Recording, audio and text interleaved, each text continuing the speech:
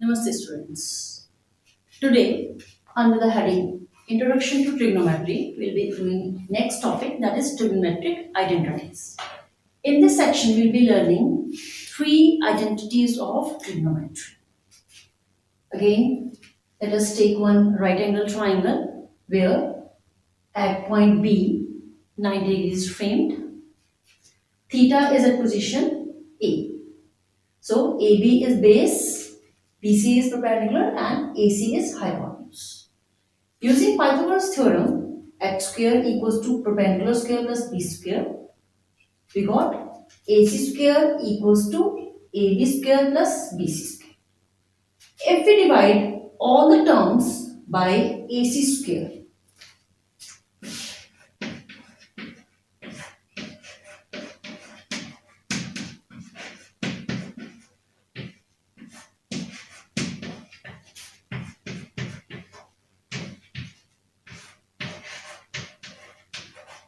I divided all the terms by AC square. This side AC square will get cancelled with AC square. So we will be getting 1 AB square upon AC square. Let us see what it is. If we take sine A would be BC upon AC. Cos A would be AB upon AC. So where we have written AB square upon AC square, we can write it as AB upon AC whole square, and where we have written BC square upon AC square, we can write it as BC upon AC whole square. Now AB upon AC is cos, so 1 here will come cos A whole square. You can write it whole square or you simply write it here, cos square A. And BC upon AC is sine, so it will be sine square A. So this is our first identity, according to which cos square theta plus sine square theta equals to 1. Now, for getting second identity, if we divide all the terms with AB square, in first case we have divided all terms by AC square. Now we'll be dividing all terms by AB square. So what we'll be getting? We'll be getting, again writing the main statement, AC square equals to AB square plus BC square, dividing all the terms by AB square.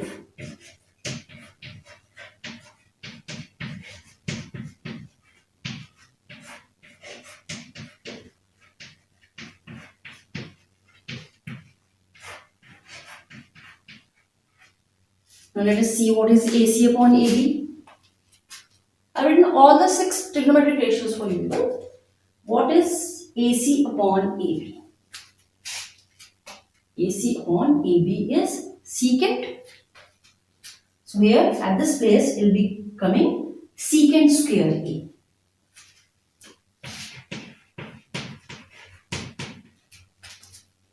AB square got cancelled with AB square, so we got 1. Here BC square upon AB square. So BC upon AB whole square. What is BC upon AB? That is tangent square. It will become tangent square. So this will be tangent square. So we got second identity, that is secant square minus tangent square equals to 1. So this is second identity. Same way, see, we have divided all the terms with AC square, AB square. Now, in third case, if we divide all the terms with BC square, we will be getting AC square equals to AB square plus BC square we were having from Pythagoras theorem. So, dividing all the terms by BC square.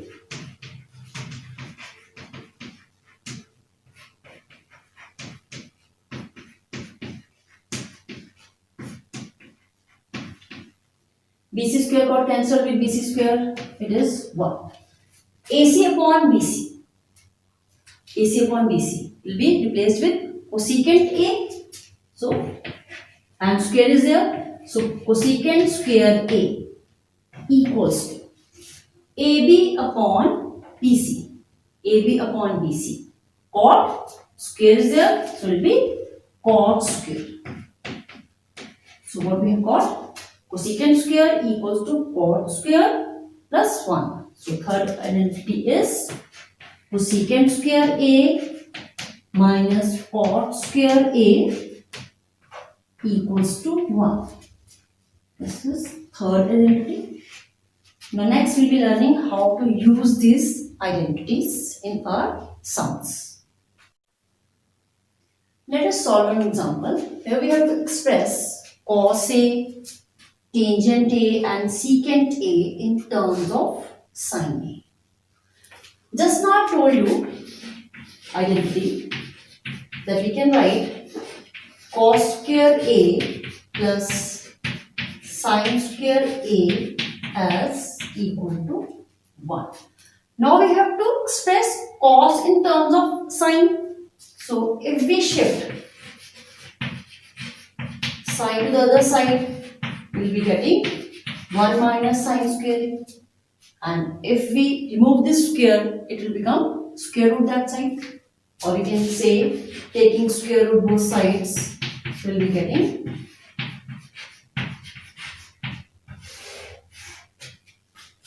now what we have got? We have expressed cos in terms of sin. So cos A can be written as under root 1 minus sin square A.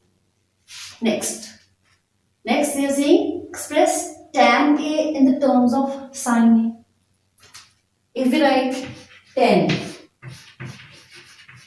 tangent A, I've told in the beginning of the chapter that tangent A can be written as sin A upon cos A. Sin will be keeping as sin only because we have to express in terms of sin. In place of cos, we'll be putting this value of cos. Cos we have written as 1 minus sin square A under. Here we have expressed tangent A in terms of sin. Next part we have to represent secant A in terms of sin A.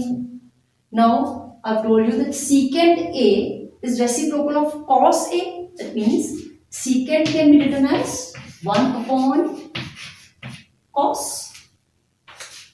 In place of secant, I've written 1 upon cos. And cos we have written equals to under root 1 minus sin square A. So 1 minus sin square A under root. So we have expressed cos A, tangent A and secant A all in the terms of sin A. Next we will be doing these sums where we have to prove the statements. See, since these are very important questions, mostly they come in the exam and that too of 4 marks. So be attentive. Here we have to prove that secant A into 1 minus sin A into secant A plus tangent A equals to 1. These are equations where we are having left hand side and right hand side. Whenever we have to prove a statement, equality, we have to prove that left hand side and right hand side both are equal. Either we can solve both the equations or we start with the complicated one. Here right hand side is quite simple, that is 1. So I will be solving left hand side. For solving left hand side, secant A. Secant is the reciprocal of cos. So in place of secant, we will be writing 1 upon cos A. 1 minus sin A. Simple. So we will be writing it like this only.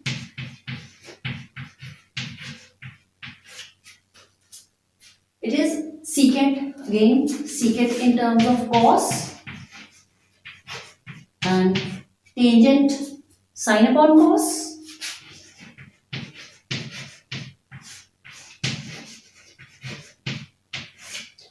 Which step can be done? LCM can be taken. So 1 upon, you can combine these two terms. It's multiplication sign over here, so it can be written as 1 minus sin A upon cos A into, or simply write in bracket, no problem. We'll be taking LCM. LCM would be cos A. Cos A divided by cos A will give us 1. Cos A divided by cos A, 1. 1 into sin will be sin. Now, what next step can be done? Multiplication can be done. Numerator will be multiplied by numerator and denominator will be multiplied by denominator.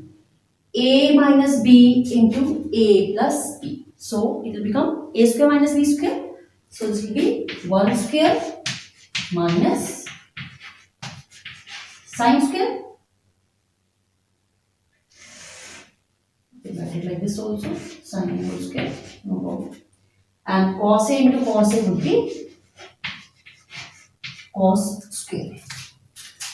Now 1 minus this square will come inside. This will be 1 minus sin square A upon cos square A. Using first identity. In first identity, we have written that sin square A plus cos square A equals to 1. So if we shift this sin square to the other side, it will be cos square A equals to 1 minus sin square. This is again first identity. We can use first identity like this also. So here we will be replacing 1 minus sin square A with cos square A. So we will be getting cos square A, and in denominator we are already having cos square A. So cancellation, what we have got? We have got 1. That is equal to right hand side.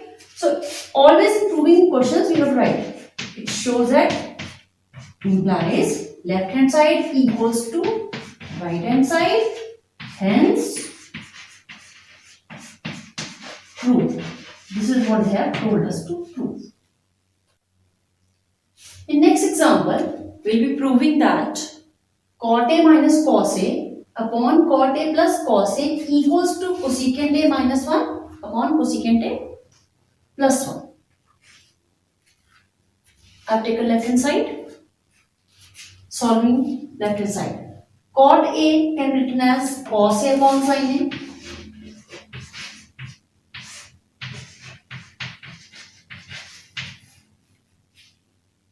In the beginning, I have told you that trigonometry is nothing but the learning of formulas. Now, those who have learned the formulas will be finding it very easy.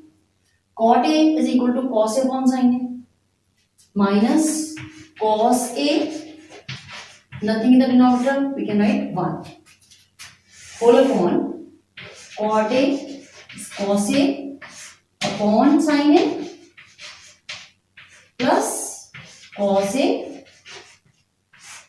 upon 1. If we take LCM,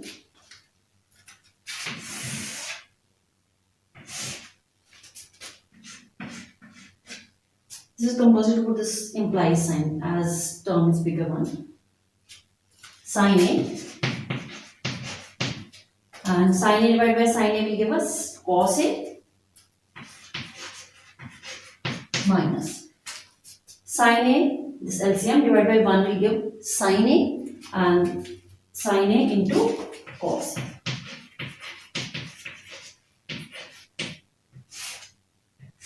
Whole upon, same way here, taking LCM, sin A, this will come as cos A, and this will come as cos A plus sin A. Whole upon sin A. Now from this term we can take cos A common and we will be left with 1 minus sin A upon sin A. first, second, third, fourth. If we take it here, it will come as reciprocal. So we can write it as sin A upon. Out of these two, again, cos will be common. 1 plus sin A. Now cos A will get cancelled. This cos A will get cancelled with cos A. Sin A will get cancelled with sin A. And we are left with 1 minus sin A upon 1 plus sin. At this position, it's our wish whether we want to stop it here and we want to solve right hand side, or we want to change this step only to right hand side. Suppose you want to shift these terms to right hand side. In that case, we will be dividing all the terms by sin A.